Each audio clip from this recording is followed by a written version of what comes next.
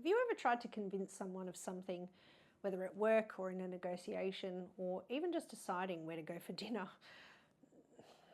You might feel like in those conversations that you hit a wall, and the problem is often that people approach convincing all wrong.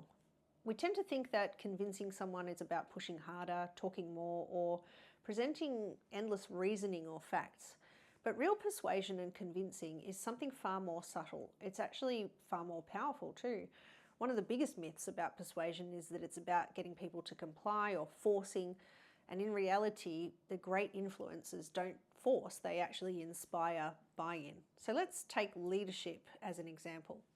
A leader who simply dictates instructions or looks at short-term results, they won't foster a long-term commitment from their team. Compare that to a leader who builds trust and listens actively and aligns their messaging with what their team really values. Well, that's when the real influence happens. Studies have shown that persuasion is most effective when we focus on things like trust and building rapport, or understanding cognitive biases that may exist, and leading, of course, with emotional intelligence.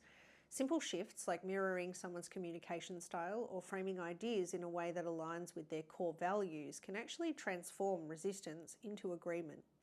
So here's a little something that you can try or that you can have a go at. The next time you need to persuade someone, stop and ask yourself the question, am I pushing or am I guiding?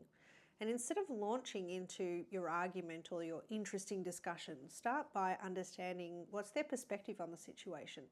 How can you use the power of reciprocity to add value before asking for something? And remember that persuasion isn't about getting your way, it's about creating a shared way forward.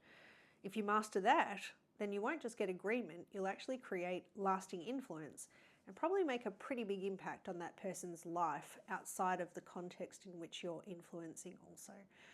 Give it your best shot, and I look forward to hearing about the results. And until we meet again, it's Shondell from Life Puzzle. Be well and be empowered. Bye for now, team.